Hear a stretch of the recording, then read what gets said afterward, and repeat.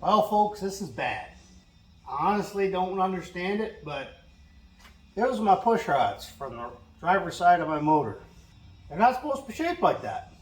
I've bent one before, but I've never bent 8. Went around the hayfield a couple of times. I wanted to test the transmission, making sure it was going up and down through the gears fine and everything. And I noticed about halfway in, it started making some weird noise and just didn't sound right. Nursed it into the shop, started checking some things, and my entire left side exhaust, no air was coming out. And it was running rough. So we shut her off, did some exploratory here. I thought maybe at first some rats got in and plugged up my exhaust system or something, but took the exhaust off it. No, it was not that. Started pulling plugs. As soon as I pulled the plug and turned it over, it was just sucking and blowing. And that tells you right there that you got a closed off cylinder. So I pulled the valve cover, and those are my push rods. All 8 on this side only. It was running on 4 cylinders. Runs pretty darn good on 4 cylinders, but clearly not the way it's supposed to run. I don't know why it manifested now instead of it break-in immediately. That was perfect during the break-in. The good news with that is I probably don't have a bent valve. So it's definitely a geometry issue with guide plates. So I ordered up some more from Edelbrock, the actual ones that these heads recommend. I'm going to pull the blower. I already got it all unbolted. I got to get the intake off, and I got to get a look at my lifters. Make sure I didn't mess up any lifters, which, considering that's the down part, that's inside under the intake. If they're that bad in there, there's a possibility that I hammered some lifters. So we're going to pull that intake off and do some exploring before we just throw it together and make matters worse. Anyway, these are the things that happen when you build stuff. Sometimes you're a hero, and sometimes you're the idiot that bent 8 push rods.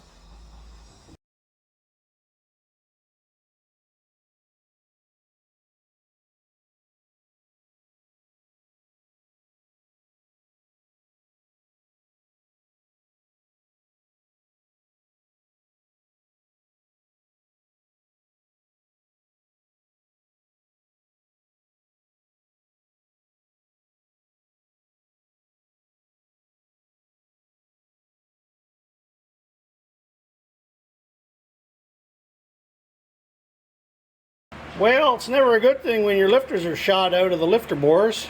2 of them anyway. There's nothing wrong with those lifters. They're all turning fine. They're not seized in. They're not stuck. Like, pull them right out, no problem. There's nothing wrong with them. Good oil in there. But the guide plates themselves don't look to be damaged in any way, other than a little bit of metal discoloration. Like, you can see there's definitely some metal there. It's a good thing they didn't fall into anything else and cause damage, but I think I could save the lifters, but those push rods, I gotta reevaluate what's going on there. You can see they were rotating good. It's worn 360 degrees around, so the lifter's working, the push rod's rotating like it's supposed to be. Let's get cleaning up and pull that valve cover off. I suspect what I'm gonna find when I pull that other valve cover is 1 or 2 are starting to bend.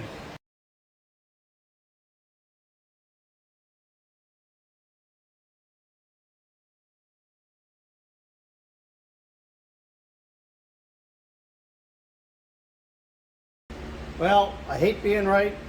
No, I don't. I like being right. But I'm definitely right this time. There's the push rods from the other side of the engine. You can see they're all polished off right where the guide plates are. Some of them are just colored off. You can just kind of feel a lip. Other ones have a pretty significant lip, and they're starting to burr up pretty good.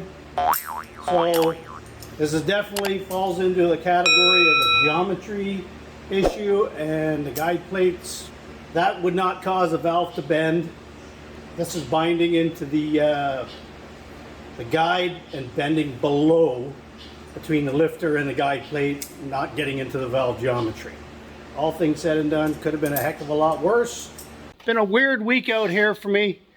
Been working on a bunch of things here and there, and I haven't finished anything, and I'm getting ready for hay season, so I got all kinds of tractors and things out there that I'm working on.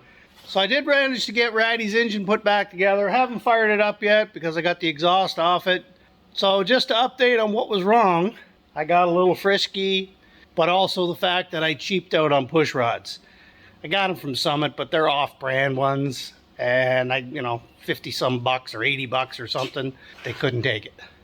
I went with the Edelbrock ones. They're 1/100th of a thousandth of an inch longer, which is what you need for these E Street heads. And the ones that I did originally have were 60 or 65 thousandths of an inch wall thickness on the actual push rod. These are 80 thousandths.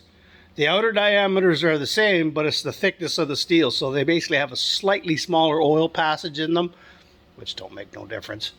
Anyways, these are much stronger push rods. You're talking 30% more strength, 20%, whatever. And I took some time and made sure my guide plates were going to clear. I feeler gauged them all. I mean, they looked like they were fine when I put the engine together, and I don't really think it was the guide plates that caused the problem. I think it was just cheaping out on push rods. So anyways, it's back together. I will fire it up when I get the exhaust hooked on, but as I said, I got all kinds of stuff going on here right now. Other thing we're working on, the Vet. It was running pretty good. The brakes are perfect now. We were out trucking around on it a little bit, and it's starting to get pretty sluggish. Again, been sitting a long time. We put in some fuel system cleaner, and I think what's happened is all the gunk from the tank and the pickup and the lines and everything through the fuel pump and just jammed up the filter. So it's really gutless right now. When you tromp on it, it just tries to stall. So that's got to get in and get a fuel filter on it, and I'll do a fuel pressure test on the pump, because again, it's been sitting a long time and it was basically old gas. So you never know what the fuel pressure, if it's good enough, but it seems like it's definitely a gas issue. I was going to get old Red fired up, and then I looked at the weather and said, oh, I better get ready for doing hay. So I just lowered the hood on that. I'll get to that when I get to it. I got old Whitey running here, getting ready for hay. That one's done. Got to get it in and put some gas in it. And then I got this old wreck sitting here that I got on a pick. This is a mid-50s Chevy pickup. I just thought I'd get it for some parts, but it's pretty complete. Now the oil pan's off, as you can see, and it's been sitting in the woods. Same place where I got the tractor. I'm trying to save the rims, but you can see the tires are all flat, except for that one. So I'm just going to try to get these tires to hold some air so that I don't ruin the inside of the rims with rust. And then I got my hay wagon pulled over there, and I got the other tractor ready, got the batteries charging. So yeah, I'm all over the place this week.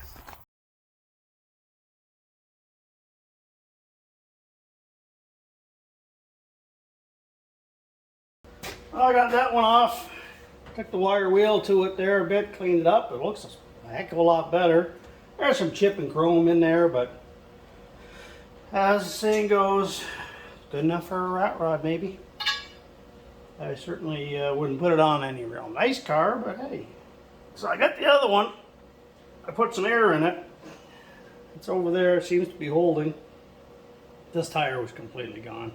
Sidewalls split right out of it. Valve stem was ripped off. So put a new one in there. So I got an old 15 here that I had sitting around from a GMC Jimmy. So we're going to throw that on there and see if it'll hold some air so I can move that frame around.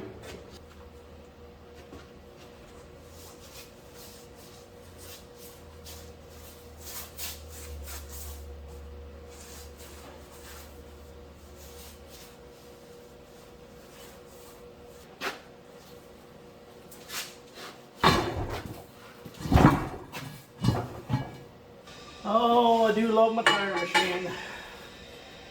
I haven't used it a whole lot yet, but learned if it doesn't save time.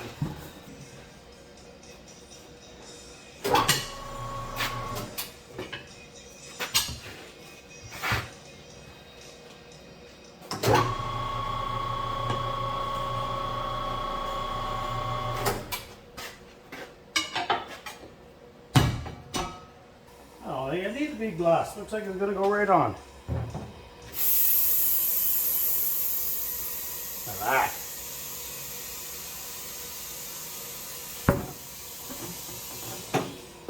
Haven't heard the back one pop yet. 32. It might have popped without making a sound.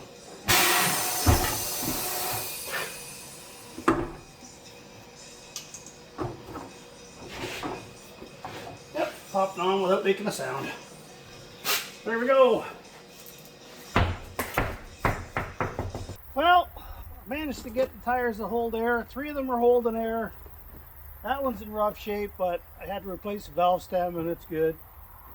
That one, the tire was completely gone, so I had that old Michelin laying around, which is a much newer tire, but cracked just about as bad as those, but it's holding air. So at least now I can roll it and not worry about ruining the inside of the rims. I don't know. I have no plans for this right now, but you never know next year. Who knows what craziness will take me.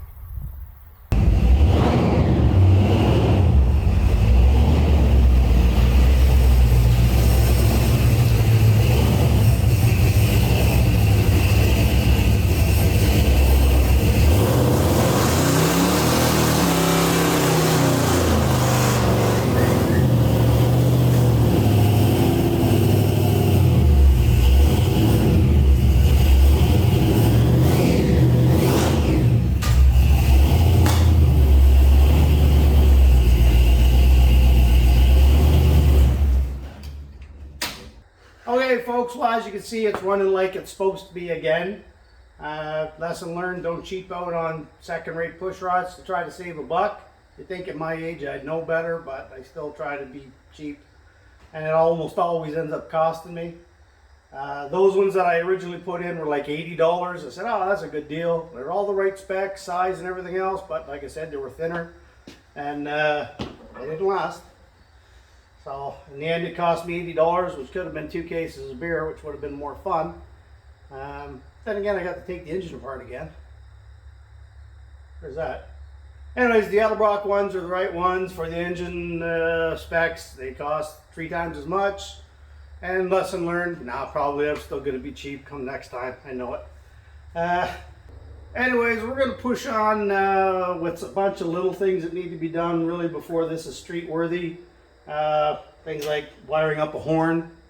I got to redo the brake light switch because I put in the Willwood proportioning valve and it has one on there that I want to use because it's pressure related instead of the goofy janky thing I had on the pedal down there. So I got to rewire the brake a little bit, just move the wire out there is all from under the column. Get the hood put on it.